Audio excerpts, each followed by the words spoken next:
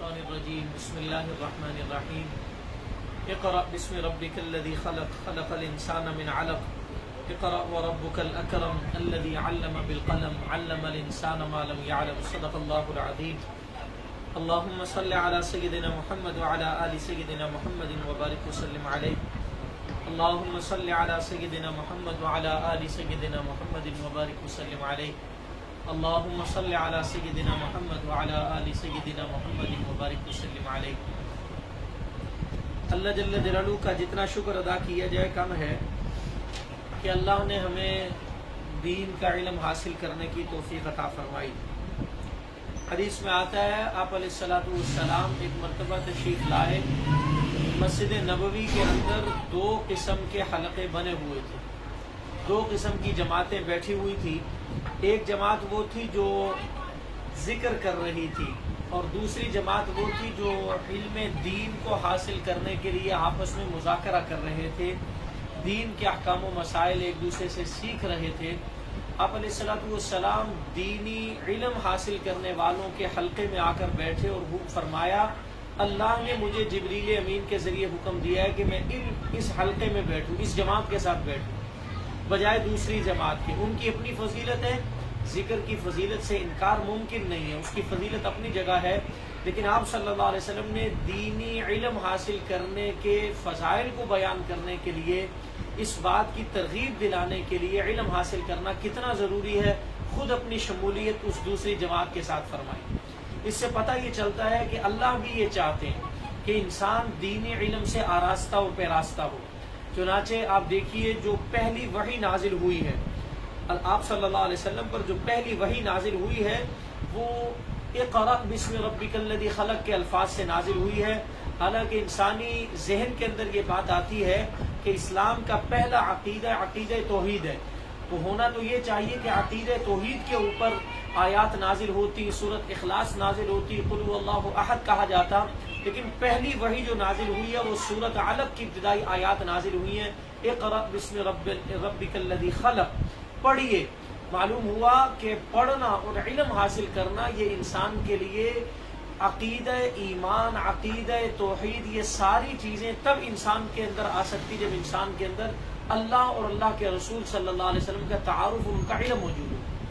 چنانچہ اسی لیے پہلی جو وحی نازل ہوئی ہے وہ علم کی افادیت پر نازل ہوئی ہے، اور اس سے یہاں علماء نے یہ بات بھی لکھی ہے کہ انسان کے اندر تمام برائیوں کی جو جڑ ہے وہ جہالت ہے۔ جب تک انسان کے اندر جہالت ہے، علم کے نور سے انسان منور نہیں ہوتا، اس وقت تک انسان کو اپنے ایمان کا، اپنے عقیدے کا، اللہ رسول کے تعارف کو بھی صحیح طرح حاصل نہیں کیا جا سکتا۔ ہمیں ایسے موقع پر علم کو حاصل کرنے کی ہر ممکن حد تک کوشش کرنی چاہیے، بلکہ میں آگے بڑھ کے یہ بات بھی کہہ دوں، میں نے کئی اور جگہوں پر بھی یہ بات ذکر فرمائی ہے کہ احادیث سے معلوم ہوتا ہے کہ انسان کے لیے علم حاصل کرنا یہ فرض ہے۔ جیسے آپ حضرات نے مشہور ایک روایت ہے، اسکولوں، کالجز، یونیورسٹیز کے باہر یہ لکھی ہوئی ملتی ہے، طلب العلم فریضۃ علی کل مسلم، ہر مسلمان کے ذمے علم کو حاصل کرنا فرض ہے۔ اب اس علم سے مراد کیا ہے؟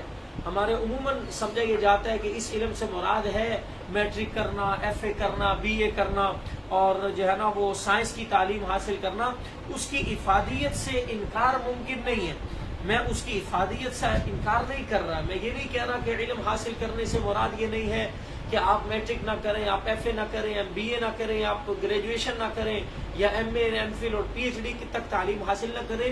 اس کی اہمیت اپنی جگہ ہے، ان علوم کی اہمیت اپنی جگہ ہے، لیکن اس وقت جو اس حدیث کو سمجھنا ضروری ہے کہ آپ صلی اللہ علیہ وسلم نے فرمایا کہ انسان کے ذمے، مسلمان کے ذمے علم حاصل کرنا فرض ہے۔ اس علم سے مراد، علماء نے لکھا ہے، اس علم سے مراد وہ علم ہے جس کے بعد انسان کو اللہ کا تعارف ہو جائے، رسول اللہ صلی اللہ علیہ وسلم کا تعارف ہو جائے، اللہ کے احکامات کو پورا کرنے جو انسان کے اندر ہے وہ چیز شامل ہو جائے۔ مثلا اس کے لیے بالکل آسان عام فہم زبان میں یوں کہا جا سکتا ہے، اس وقت اللہ رسول کا کون سا حکم میری طرف متوجہ ہے، مجھے اللہ رسول کے کون سے حکم کو اس وقت پورا کرنا ہے، ہر موقع کے جو حکم ہے اس کے علم کو حاصل کرنا، کہ میرے اوپر نماز فرض ہے تو میں اس کے احکام و مسائل کو سیکھوں۔ نماز سے پہلے وضو ضروری ہے، غسل ضروری ہے، پاک ہونا ضروری ہے، کپڑوں کا، جگہوں کا، ان چیزوں کا پاک ہونا ضروری ہے، اس کا علم حاصل کرنا ضروری ہے۔ اسی طرح اگر روزہ فرض ہے تو روزے کے احکام و مسائل کو سیکھنا سمجھنا. نمبر 3 اگر زکوٰۃ فرض ہے تو زکوٰۃ کے مسائل کو سیکھنا. بہرحال یہ تمام عبادات جو ہمارے اوپر فرض کے طور پر عائد ہوتی ہیں، ہمیں ان عبادات کے علوم و احکامات کو سیکھنا ہمارے اوپر لازم اور فرض ہے. اچھا، جو احکامات جو ہمیں اللہ رسول نے حکم دیا ہے، ان احکامات میں سے اہم ترین حکم نماز کا حکم ہے. اور نماز کے اندر جو اور بہت سارے فرائض ہیں، ان فرائض میں سے ایک اہم ترین فریضہ ہے قرات کرنا. قیام کی حالت میں جو ہم نماز کے دوران قیام کی حالت میں، کھڑے ہونے کی حالت میں ہم پڑھتے ہیں، اس میں سورۃ فاتحہ پڑھی جاتی ہے. سورۃ فاتحہ کے بعد کچھ آیات مزید پڑھی جاتی ہیں. اسی طرح سورۃ فاتحہ سے پہلے اعوذ باللہ بسم اللہ پڑھی جاتی ہے. اس سے پہلے بھی اللہ کے حمد و ثنا کے الفاظ کہے جاتے ہیں. رکوع کی تسبیحات ہے، سجدے کی تسبیحات ہیں، تحیات کا پڑھنا ہے، دعائے قنوت کا پڑھنا ہے، درود شریف ہے، دعا ہے. یہ ساری وہ چیزیں جن کا تعلق عربی لینگویج کے ساتھ. جب انسان کے اندر یہ لینگویج، یہ عربی زبان کی ادائیگی، ان حروف اور الفاظ کی ادائیگی درست نہیں ہوگی، اس وقت تک انسان کے لیے ان احکام و مسائل کا سیکھنا سمجھنا بہت جو ہے نا وہ ممکن نہیں ہے کہ انسان صحیح طور پر اس کو ادا کر سکے. اچھا، تو احکام و مسائل کو سمجھنے کے لیے سب سے زیادہ ضروری میں نے عرض کیا، نماز کے اندر قرآن پاک کے احکامات کا سیکھنا، قرآن پاک کے تجوید کا سیکھنا، یہ درست ہونا بہت ضروری ہے. اگر قرآن پاک کی تجوید درست نہیں ہوگی تو انسان کے لیے کئی دفعہ ایسا ہوتا ہے کہ نماز ٹوٹ جاتی ہے، نماز ہی نہیں ہوتی. اسی طرح بلکہ میں اس سے آگے بڑھ کے ایک قدم آگے بڑھ کے کہہ دوں تو غلط نہیں، قرآن پاک کو صحیح پڑھنا اس قدر ضروری ہے. اگر ایک لفظ کی مسٹیک ہو جائے، ایک حرف آگے پیچھے ہو جائے، قاف کی جگہ کاف پڑھ دیا، معنی اتنا بدل جاتا ہے کہ بعض اوقات اسلام سے کفر تک لازم آ جاتا ہے. اس لیے ہمیں قرآن پاک کو صحیح پڑھنا سیکھنا چاہیے. قرآن پاک کی درست ادائیگی ہمارے اندر آنی چاہیے. اگر ہم قرآن پاک کو صحیح نہیں پڑھتے، یہ قرآن پاک حدیث میں آتا ہے، آپ صلی اللہ علیہ وسلم نے فرمایا بعض لوگ قرآن پاک پڑھتے ہیں لیکن قرآن ان کے اوپر لعنت کرتا ہے.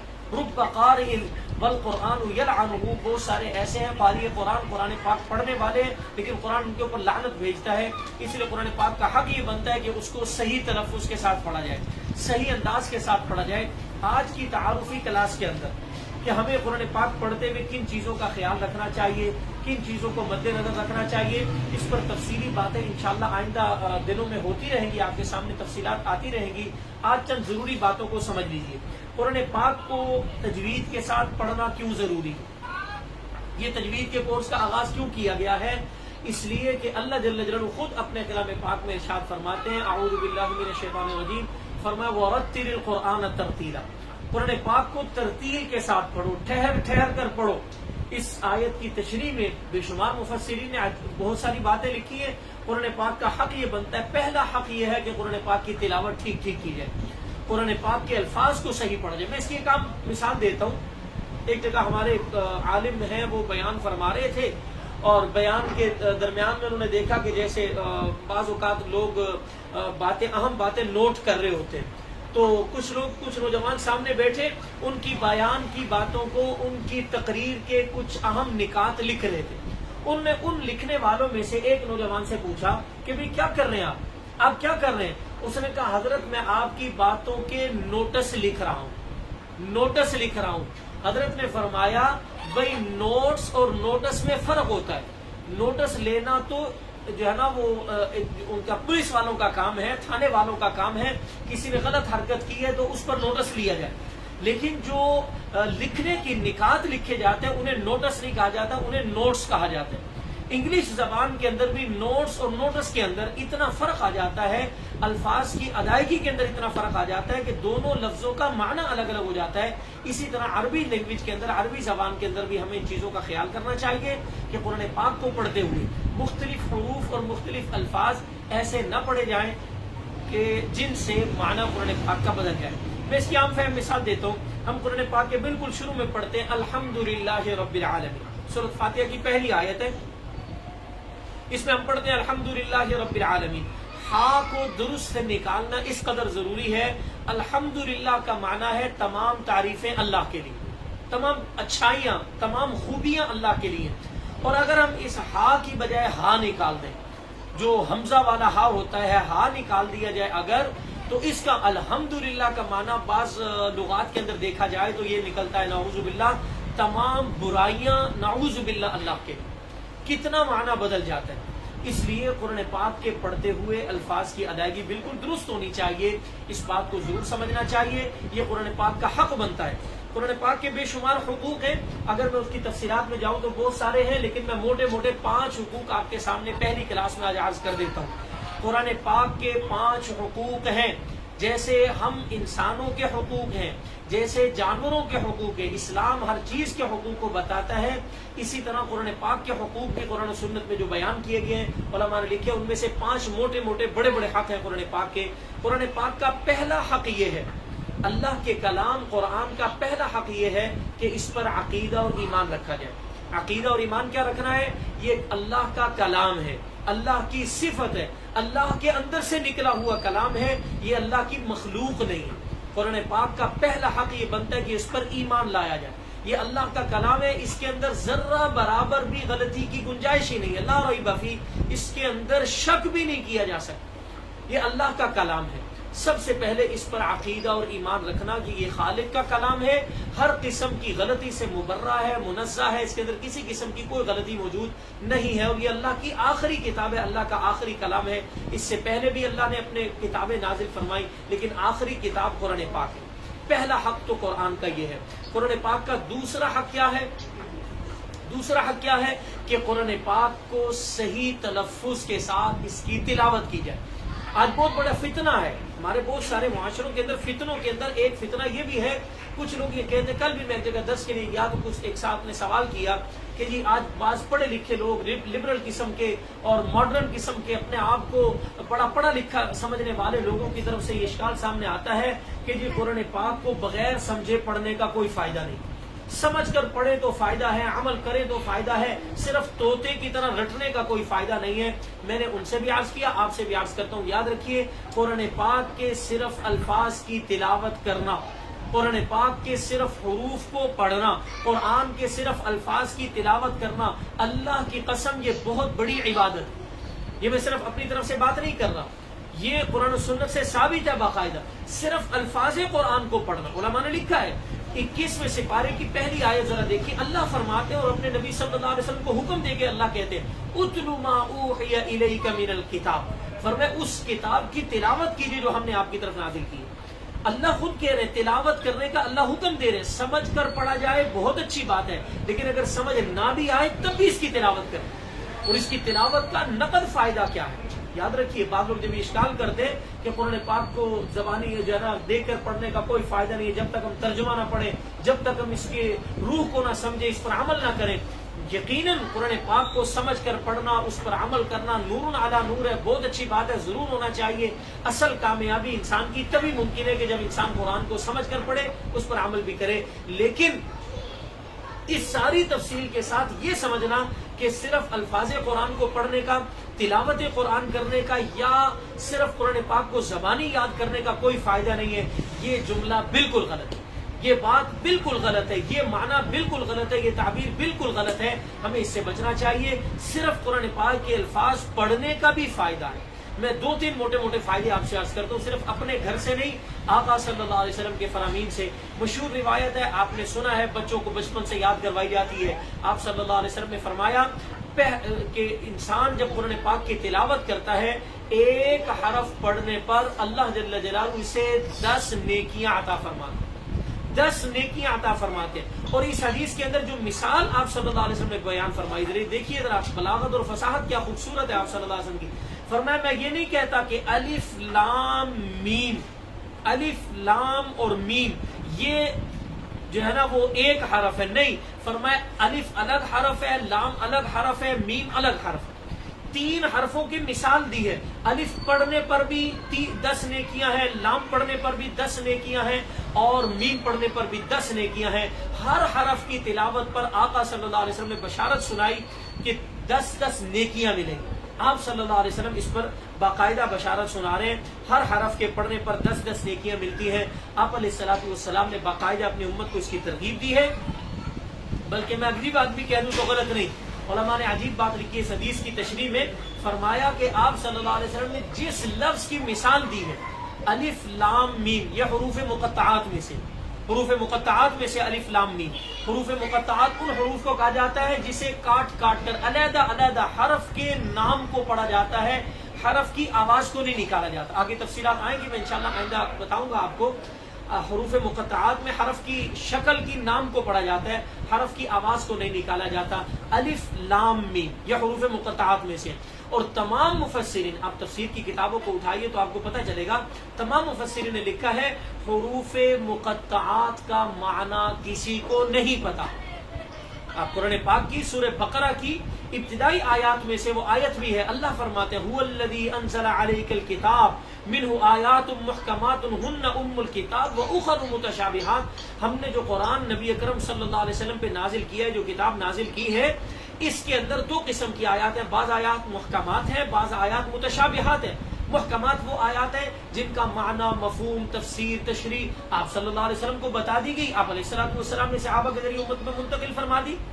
لیکن بعض آیات وہ ہیں جن کا لفظی معنی تو بتایا، یا لفظی معنی بھی نہیں پتا، یا لفظی معنی تو پتا ہے لیکن اس کی مزید تشریح کا نہیں پتا۔ ان آیات متشابہات سے مراد کون سی آیات ہیں؟ علماء نے لکھا ہے ان آیات سے مراد دو قسم کی آیات ہیں۔ نمبر ایک حروف مقطعات جن کا لفظی معنی بھی کسی کو نہیں پتا، حروف مقطعات جو بعض صورتوں کے شروع میں لکھے ہوئے، جیسے ہے طٰ، اسی طرح صاد، قاف، نون اور یاسین، اور اسی طرح کاف، ہا یا عین صاد، الف لام میم، الف لام را، الف لام میم صاد، یہ جو حروف بعض صورتوں کے شروع میں انہیں حروف مقطعات کہا جاتا ہے۔ ان آیات کا ہے یہ پوری آیت، اس کو پڑھنے پر قرآن پڑھنے کا ثواب ملتا ہے، لیکن ان آیات کا معنی مفہوم کسی کو نہیں پتا، ان آیات کا ترجمہ کیا ہے کسی کو نہیں پتا۔ بعض مفسرین نے اس کا ترجمہ کرنے کی اپنی طرف سے کوشش کی ہے، لیکن حدیث میں اس کا ترجمہ ہمیں نہیں بتایا گیا، اس لیے آپ عربی تفاسیر کو اٹھائیے تو اس میں نیچے لکھا ہوگا ان آیات کے نیچے کہ واللہ اعلم بمرادہ، اللہ اور اس کا رسول صلی اللہ علیہ وسلم ہی جانتے ہیں کہ اس کی مراد کیا ہے، اس کا اصل معنی مفہوم کیا ہے۔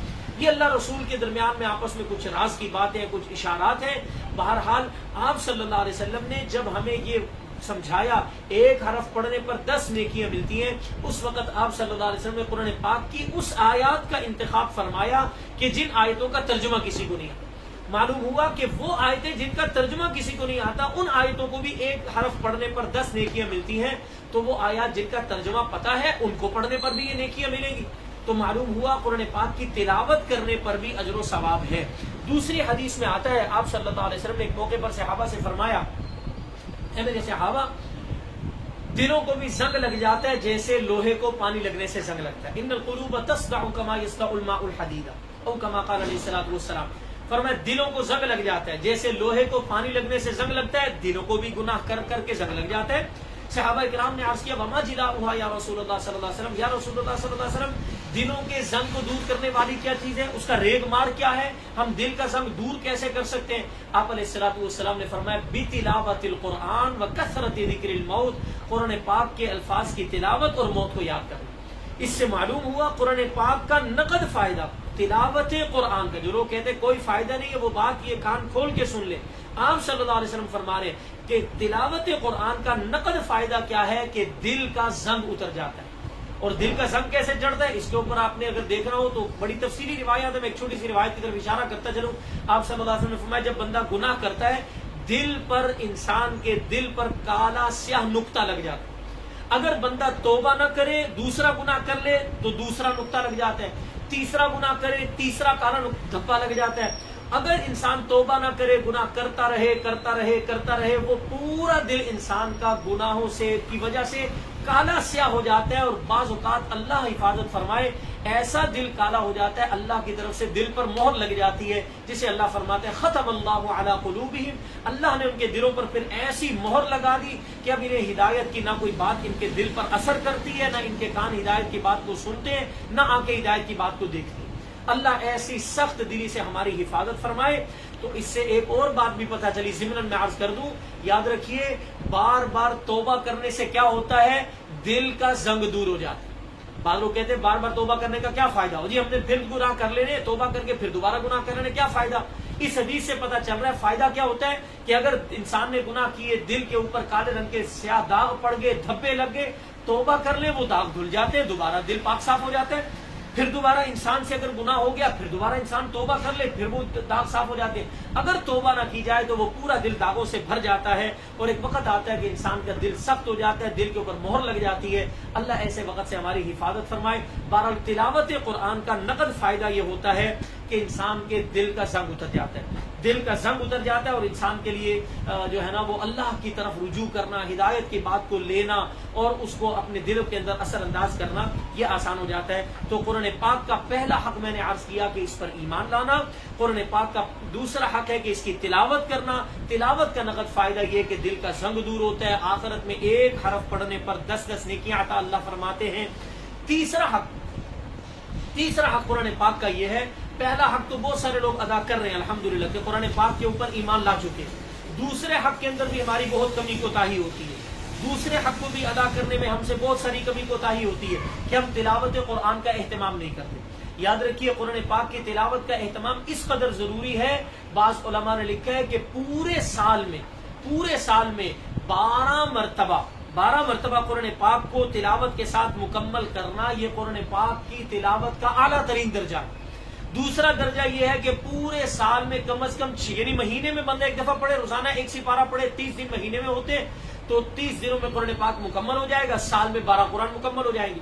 اور دوسرا درجہ یہ ہے کہ کم از کم ایک مہینے کے اندر نہ صحیح تو 2 مہینوں کے اندر تو قرآن پاک کو مکمل کیا جائے, یعنی پورے سال میں 6 قرآن پاک کی تلاوت مکمل کی جائے. 6 کی نہیں ہوتی 4 کی کر لیں, 4 قرآن پاک 3 مہینوں میں ایک قرآن پڑھ لیے جائے. وہ بھی نہیں ہوتا, کم از کم آخری درجہ یہ ہے تلاوت قرآن کا کہ سال میں 2 مرتبہ تو قرآن پاک کو مکمل تلاوت کے ساتھ کیا جائے. روزانہ اگر آدھا پاؤ, 1 پاؤ, 2 رکوع, 3 رکوع, 4 رکوع بھی انسان روزانہ تلاوت کرے, 6 مہینے میں آرام سے قرآن پاک ختم ہو سکتا ہے. سال میں کم از کم کوشش کیجئے 2 مرتبہ تلاوت کے ساتھ قرآن پاک کو مکمل کیجئے. یہ قرآن پاک کا حق ہے. اور ایک حدیث میں آتا ہے آپ صلی اللہ علیہ وسلم نے فرمایا کہ جس شخص کی, یہ بڑی دل کے کانوں سے سننے والی روایت ہے, فرمایا آقا صلی اللہ علیہ وسلم نے کہ جس شخص کے روٹین کے کاموں میں, روزمرہ کیے جانے والے کاموں میں, روزانہ کیے جانے والے کاموں میں اگر قرآن پاک کی تلاوت شامل نہیں ہے تو اس کا سینہ اجڑے ہوئے گھر کی طرح. اب اس سے آپ اندازہ لگائیے آج ہمارے معاشرے میں ہر دوسرا بندہ ڈپریشن, ٹینشن, انزائٹی کا شکار ہے اور کہتے ہیں کہ ہمیں سمجھ نہیں آتی کہ ہمیں کیوں ٹینشن ہے. ڈپریشن کس چیز کا ہے؟ ہمارا قرآن سے تعلق ہی کوئی نہیں, رسمی رواجی تعلق ہے, بس کوئی فوتگی ہوگی, کوئی ختم پڑھانا ہے گھر میں تو اس کے لیے ہم قرآن پاک لے آئیں گے, ورنہ غلاف میں پکڑ کے اوپر رکھا ہوا ہے. یہ بڑی نازک چیز ہے, ہمیں اس پر اللہ سے توبہ بھی کرنی چاہیے. کم از کم 6 مہینے میں 1 مرتبہ قرآن پاک کو ختم کیجئے. سال میں 2 قرآن پاک کو مکمل کرنا یہ قرآن کا حق ہے. اگر قرآن پاک کے ان حقوق کو ادا کرنے میں کمی کوتاہی رہی, قیامت والے دن قرآن کا ہاتھ ہوگا, میرا آپ کا گریبان ہوگا. ہمیں اس بات کو سمجھنا چاہیے. پہلا حق قرآن کا اس پر ایمان لانا. دوسرا حق قرآن پاک کا اس کی تلاوت کرنا, اور میں نے عرض کیا تلاوت کو صحیح تلفظ, صحیح الفاظ کے ساتھ, مخارج اور صفات کے ساتھ ادا کرنا. سال میں 2 مرتبہ قرآن پاک کی تلاوت کے ساتھ اسے مکمل کرنا یہ ضروری ہے. نمبر 3, تیسرے درجے میں قرآن پاک کا حق یہ ہے کہ اس قرآن کو اب سمجھنے کی کوشش کی جائے. جب ایمان لے آئے, جب صحیح طرح پڑھ لیا, اب اس کو سمجھنے کی کوشش کی جائے. صرف عربی لینگویج پڑھ لینا, عربی گرامر کو سیکھ لینا سمجھنے کے لیے کافی نہیں ہے. قرآن پاک کو صحیح طرح سمجھنے کے لیے بے شمار علوم کی ضرورت ہوتی ہے. اللہ ہمارے علماء کو جزائے خیر عطا فرمائے, انہوں نے تفاسیر لکھ دی ہیں, اردو میں بے شمار تفاسیر موجود ہیں. آپ کسی نہ کسی تفسیر سے روزانہ کوشش کریں 2, 3, 4, 5 آیتوں کا 1 رکوع 2 رکوعات کا ترجمہ روزانہ پڑھیں. اللہ آپ سے کیا کہہ رہے ہیں, اللہ آپ سے کیا چاہتے ہیں, اللہ کی منشا آپ سے کیا ہے, روزانہ چند آیات کا ترجمہ پڑھیے. ہاں, اس حوالے سے ایک چھوٹی سی بات اور سمجھ لیجئے. بعض اوقات ہمارے ذہنوں میں کنفیوژن پیدا ہو جاتی ہے. ہمارے معاشرے میں بعض علماء خود ترجمہ پڑھنے سے منع کرتے ہیں. اس سے بعض لوگ کنفیوژن کا شکار ہو جاتے ہیں کہ جی مولوی حضرات ہمیں ترجمہ پڑھنے نہیں دیتے. یاد رکھیے ترجمہ پڑھنے سے منع نہیں کیا جاتا. قرآن پاک کی آیات کی 2 اقسام ہیں. بعض آیات وہ ہیں جن کے اندر اللہ نے احکامات بیان کی, یہ کرو یہ نہ کرو, یہ حلال یہ حرام, یہ جائز یہ ناجائز, احکامات بیان کیے. انہیں احکام القرآن کے نام سے امام ابو بکر الجساس رحمہ اللہ نے اپنی کتاب میں جمع کر دی. احکام القرآن کے عنوان سے جو آیات ہیں, پورے قرآن 6000 سے اوپر کی جو آیات ہیں ان میں سے 500 آیتیں ایسی ہیں جن میں اللہ نے کسی نہ کسی حکم کو بیان کی. احکامات والی آیات کو سمجھنے کے لیے ضروری ہے کہ پورے قرآن پاک کی ساری آیات آپ کے سامنے ہوں، ذخیرہ حدیث میں سے احادیث بھی آپ کے سامنے ہوں، پھر آپ اپنی زندگی کے لیے حکم نکال سکتے ہیں۔ صرف چند آیات کو پکڑنے سے انسان اپنے لیے حکم نہیں نکال سکتا۔ جیسے میں مشہور مثال دیتا ہوں کہ قرآن پاک میں بعض آیات میں اللہ جل جلالہ جب شراب کی حرمت نازل نہیں ہوئی تھی اس وقت اللہ نے آیتیں نازل فرمائی، یا ایھا الذین آمنوا لا تقربوا الصلاۃ وانتم سکارى، کہ نشے کی حالت میں تم نماز کے قریب بھی نہ جاؤ۔ اب اس آیت کو پڑھ کے عام بندہ تو یہ سمجھے گا شاید صرف نماز کی حالت میں نشہ منع ہے، ویسے نشہ جائز ہے نعوذ باللہ، حالانکہ باقی آیات سے ثابت ہوتا ہے کہ ہر قسم کے نشے کو اللہ نے حرام قرار دے دیا۔ تو میں نے عرض کیا احکامات کو سمجھنے کے لیے پورے قرآن پاک کو سامنے ہونا ضروری ہے، احادیث کا ذخیرہ سامنے ہونا ضروری ہے، پھر آپ احکامات کو سمجھ سکتے ہیں۔ تو جو احکام القرآن والی آیتیں ہیں 6000 سے اوپر آیات میں سے جن آیات کے اندر اللہ نے احکامات بیان کیے وہ آیات علماء سے سمجھ کر پڑھ لیجئے یا کسی عالم کی تفسیر میں دیکھ لیجئے کہ اس سے مراد کیا ہے۔ باقی 6000 سے اوپر کی جو آیات ہیں ان میں اللہ نے اپنی وحدانیت کا اقرار کروایا ہے، ان میں اللہ نے پچھلی قوموں کا ذکر کیے، ان میں اللہ نے جنت و جہنم کا ذکر کیا۔ ان آیات کو خود پڑھیے، سمجھیے، اپنی عملی زندگی کے لیے سبق لیجئے۔ تو تیسرا قرآن کا حق ہے کہ اس کو سمجھا جائے۔ چوتھا حق یہ بنتا ہے کہ جب سمجھ لیا تو اب اس پر عمل کیا جائے۔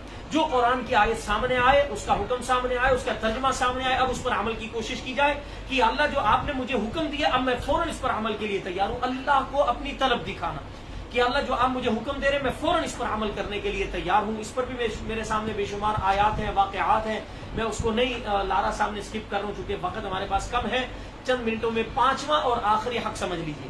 قرآن پاک کا پانچواں اور آخری حق یہ ہے کہ جب آپ اس پر ایمان بھی لے آئے، اس کی آیات کی تلاوت بھی کر لی، اس کو سمجھ بھی لیا، اس پر عمل بھی کر لیا، اب پانچواں حق یہ ہے کہ اس قرآن کو لے کر پوری دنیا میں پھیل جائے۔ اب اس قرآن کو لے کر دوسرے انسانوں تک پہنچایا جائے، دوسرے انسانوں تک اسے منتقل کیا جائے۔ جو اس کے اوپر ایمان نہیں لاتے ان کو ایمان لانے کی دعوت دی جائے، جو ایمان لا کے تلاوت نہیں کرتے ان کو تلاوت کرنے کی دعوت دی جائے، جو تلاوت کر چکے انہیں سمجھنے کی دعوت دی جائے، جو سمجھ چکے ان کو اب عمل کی دعوت دی جائے، اور جو یہ چاروں کام کر چکے ہیں انہیں پانچویں چیز کی دعوت دی جائے کہ اب اس قرآن کو صرف لے کر گھر میں نہیں بیٹھنا بلکہ اس کو پوری دنیا میں عام کرنا ہے۔ اس قرآن کے بتائے ہوئے نظام کو ہم نے پوری دنیا میں رائج کرنا ہے۔ مسلمان ہونے کے ناطے یہ ہماری ذمہ داری ہے۔ یہ 5 قرآن پاک کے بنیادی حقوق ہیں۔ جس قرآن کے تجوید کے کورس کو ہم نے کرنا ہے ہمیں اس قرآن کا ذاتی بنیادی تعارف تو ہونا چاہیے کہ قرآن پاک بار بار پڑھی جانے والی جو کتاب ہے اس کے 5 بنیادی حق ہیں جو ہمارے اوپر لازم ہوتے ہیں۔ اللہ یہ پانچوں حق ہمیں ادا کرنے کی توفیق عطا فرمائے اور قیامت والے دن اس قرآن کو ہمارے حق میں شفاعت کرنے والا بنائے، نہ کہ ہمارے خلاف شفاعت کرنے والا بنائے۔ اور آخر میں دعا بھی کرتا ہوں اللہ ہمارے اس بیٹھنے کو قبول فرمائے، ہماری آج کی کلاس کو قبول فرمائے۔ کل سے ہم انشاءاللہ باقاعدہ تجوید کی اہمیت، ضرورت اور اس کے حوالے سے جو بنیادی مباحث ہیں وہ میں آپ کے سامنے رکھوں گا۔ آپ سے میری آخری گزارش یہ ہوگی، کوشش کریں میں نے جیسے آج عرض کیا کہ کل تجوید کی بنیادی ابتدائی باتوں پر ہم گفتگو کریں گے، مخارج اور صفات کیا کیا چیزیں ہوتی ہیں اس پر آئیں گے، حروف تہجی کیا ہیں، ان کی ہر حرف کا مخرج کیا ہوتا ہے اس پر ہم تھوڑی سی بات کریں گے۔ یہ جو میں نے آخر میں چند باتیں، چند الفاظ آپ سے کہے ہیں، تجوید، اہمیت، ضرورت، مخارج، صفات اور تلاوت کے بنیادی اجزاء کیا ہیں، یہ ساری چیزیں کل اس پر بات ہوگی، لیکن آپ کوشش کیجیے گا ان موضوعات کو اپنے گھروں میں موجود کسی بھی تجوید کی کتاب سے مطالعہ ضرور کریں۔ مطالعہ کریں کہ مخرج کسے کہتے ہیں، صفات کیا ہوتی ہیں، تجوید کا لغوی معنی کیا ہے، اصطلاحی معنی کیا ہے، اس کی اہمیت کیا ہے، قرآن و سنت میں اس کا حکم کا درجہ کیا ہے، یہ ساری چیزیں آپ مطالعہ کر کے آئیں گے تو انشاءاللہ آپ کے لیے سبق سمجھنا بھی آسان ہوگا اور اس دوران آپ کے ذہن میں اگر کوئی سوال پیدا ہوتا ہے تو وہ بھی آپ کر سکیں گے۔ اللہ میرا آپ کا اس مجلس کا لگانا قبول و منظور فرمائے اور ہمیں قرآن کے خدام میں شامل فرمائے۔